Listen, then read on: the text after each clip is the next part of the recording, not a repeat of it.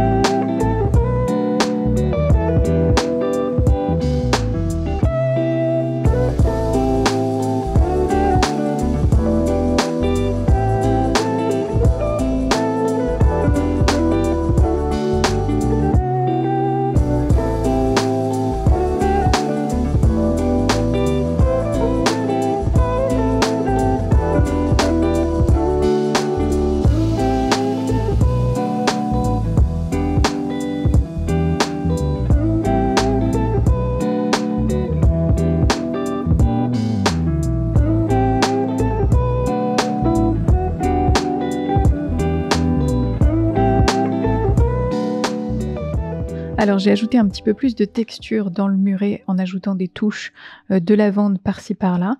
Vous voyez que le rouge oxyde transparent est en train de se séparer et donc il crée aussi une petite texture un peu poudreuse puisque c'est une couleur qui granule. J'ai aussi ajouté des couleurs un petit peu plus neutres dans, tout ce qui restait de blanc, sur mon image, que je ne voulais pas en blanc bien sûr. Et là, je vais commencer à ajouter des couleurs beaucoup plus sombres pour ajouter du contraste et rendre ces fleurs un petit peu plus vivantes. J'ai aussi changé de pinceau pour un pinceau, rond et très pointu.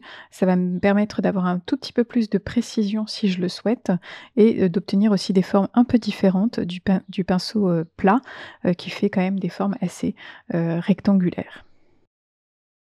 Et donc pour l'instant, je me concentre à ajouter des couleurs plus sombres à certains endroits pour augmenter les contrastes et pour rendre donc cette image plus vivante comme je l'ai dit, et aussi pour, faire ressortir les fleurs de glycine parce que, il y a une grosse partie des fleurs de glycine qui sont, très claires, très blanches, et donc ajouter des couleurs un peu plus sombres autour de ces fleurs va les faire ressortir.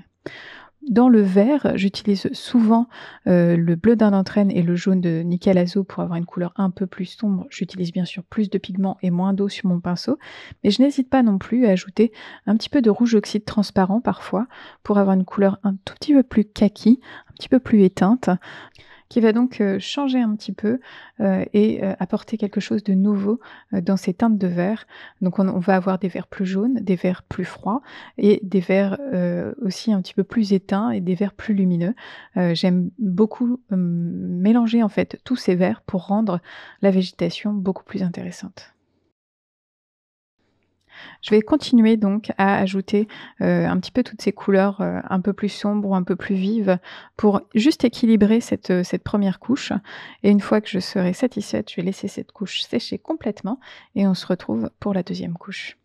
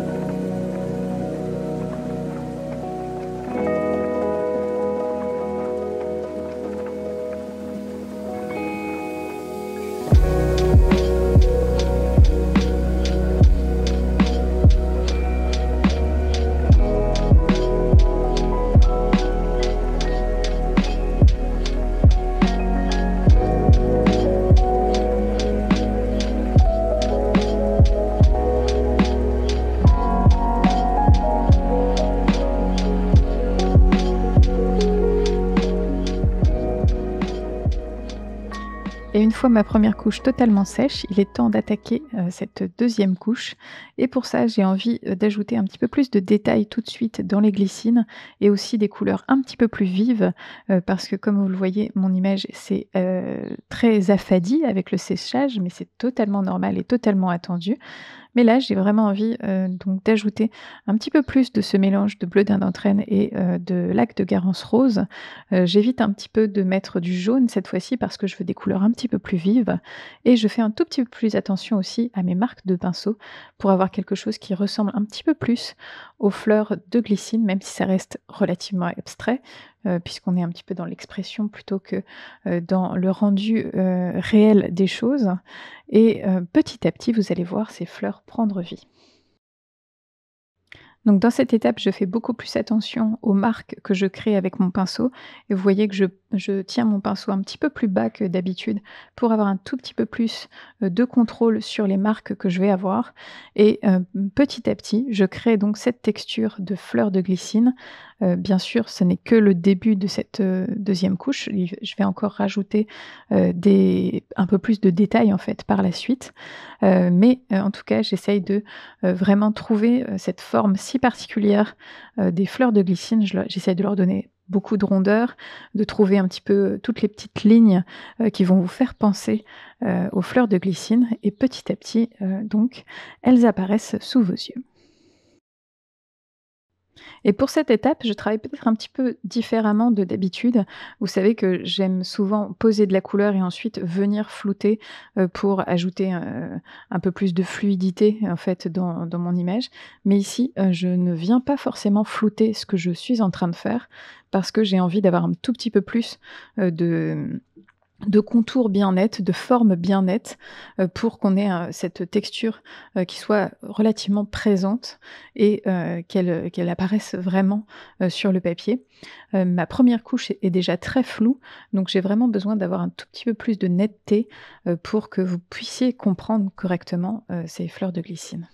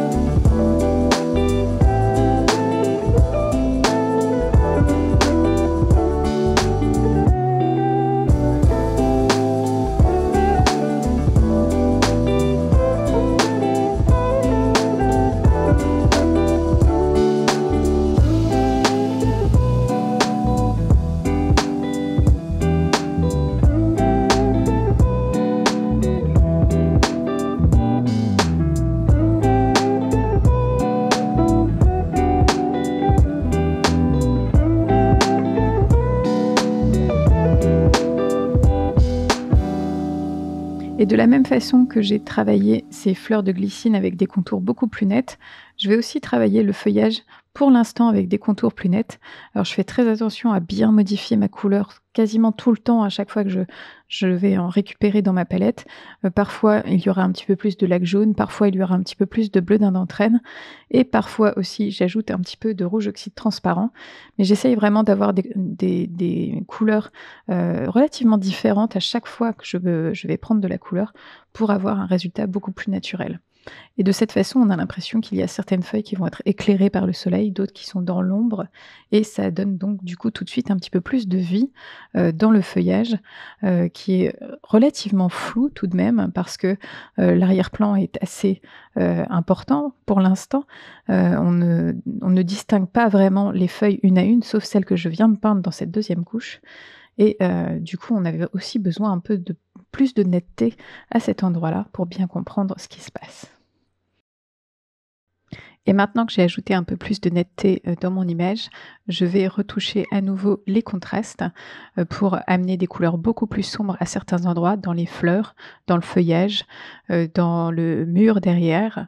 Je vais apporter donc des couleurs beaucoup plus sombres pour faire ressortir les couleurs plus claires, pour, rendre mon image beaucoup plus intéressante et pour, mettre de la vie dans tout ça.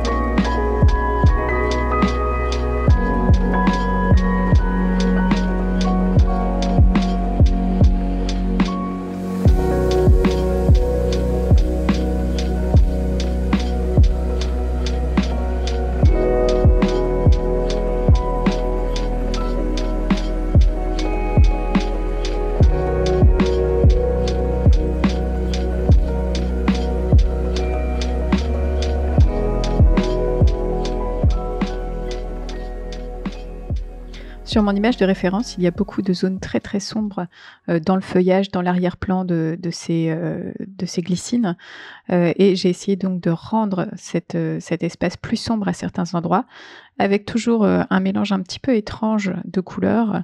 C'est du bleu d'Indontréne avec de la laque rose, et une pointe de laque jaune dedans, pour avoir un violet un petit peu éteint. J'ai choisi de faire ces ombres en fait en violet à certains endroits parce que, tout simplement, ce sont des fleurs de glycine en arrière-plan. Elles sont dans l'ombre, donc elles sont sombres, mais ça reste quand même des fleurs de glycine. Donc je me suis dit que reprendre la couleur des fleurs, mais dans une teinte beaucoup plus sombre, allait, donner un petit peu cette ambiance, il y a quelque chose derrière, on ne sait pas trop ce que c'est, mais ça doit être des fleurs de glycine. Et à d'autres endroits, je vais mettre des touches, sombres beaucoup plus vertes, donc avec le mélange de bleu d'Indontréne et de laque jaune tout simplement. Avec parfois peut-être même une pointe de rouge oxyde transparent pour avoir un vert un petit peu plus éteint et ça va être l'ombre dans le feuillage des glycines. Au fur et à mesure que j'ai ajouté des couleurs plus sombres dans l'arrière-plan, j'ai aussi, modelé en fait les fleurs de glycine en peignant en négatif autour, de ces fleurs et vous voyez qu'il y a beaucoup de réserves de blanc, à certains endroits des fleurs et en fait ça les rend, beaucoup plus présentes puisque, c'est une couleur sombre à côté d'une couleur claire, donc le sombre de l'arrière-plan, contre le clair de la fleur de glycine. Ça les rend plus vivantes, plus présentes et donc du coup, ce petit contraste ajoute aussi de la vie à mon image. La dernière chose que je veux faire dans cette, aquarelle, c'est de travailler un petit peu plus, le mur, de derrière les glycines, lui donner un petit peu plus de texture. Donc je commence par appliquer un mélange de rouge oxyde transparent et de lac jaune, pour représenter les briques. Donc j'essaye d'avoir des formes plutôt géométriques. J'essaye de suivre un petit peu la perspective du mur, mais des fois ça n'est pas forcément très juste, mais c'est pas ce qui est le plus important. Le plus important, c'est qu'il y a une texture qui soit présente. Alors bien sûr, j'ajoute de la texture, mais je vais aussi ajouter des couleurs un peu plus sombres aussi dans ce mur pour, augmenter les contrastes, hein, toujours. C'est quelque chose que j'aime bien faire pour faire bien ressortir mon sujet. Et quand, je cherche à avoir une couleur très sombre pour ce mur, je mélange le bleu d'indanthrène et le rouge oxyde transparent. J'essaie d'avoir toujours un petit peu plus de rouge oxyde transparent pour ne pas avoir une couleur sombre trop froide. Je préfère l'avoir un petit peu chaude quand même, et donc avoir une sorte de marron, foncé, pour cette, couleur sombre. Et sur mon image de référence, on peut voir que tous les joints, en fait, autour des briques sont beaucoup plus sombres que les briques elles-mêmes. Donc c'est ce que je suis en train de faire. J'essaye de, peindre ces joints beaucoup plus sombres. Je vais laisser la couleur, s'installer un petit peu dans le papier et ensuite je vais venir flouter à certains endroits pour que, ça se fonde un petit peu plus dans l'arrière-plan, qu'il y ait moins de traces trop nettes, sur ce mur parce que, mon sujet principal est tout de même la glycine et si je laisse tout très net, sur le mur, on va avoir l'impression que, ça prend le pas, en fait, sur la glycine. Donc une fois que les couleurs sont un petit peu plus installées, je vais rincer mon pinceau, passer brièvement par-dessus et vous allez voir que comme ça a eu le temps de sécher un petit peu, je vais juste un peu disrupter en fait la surface de la couleur et on aura une sorte de fondu, mais qui sera quand même relativement, net. C'est un petit peu étrange quand même à dire, mais c'est le cas, c'est tout, c'est comme ça. J'essaye donc de fondre un petit peu les couleurs, mais pas trop. Voilà. Et donc avec ces dernières petites touches de fondu, mon aquarelle est terminée, tout comme, cette vidéo et j'espère qu'elle vous a plu.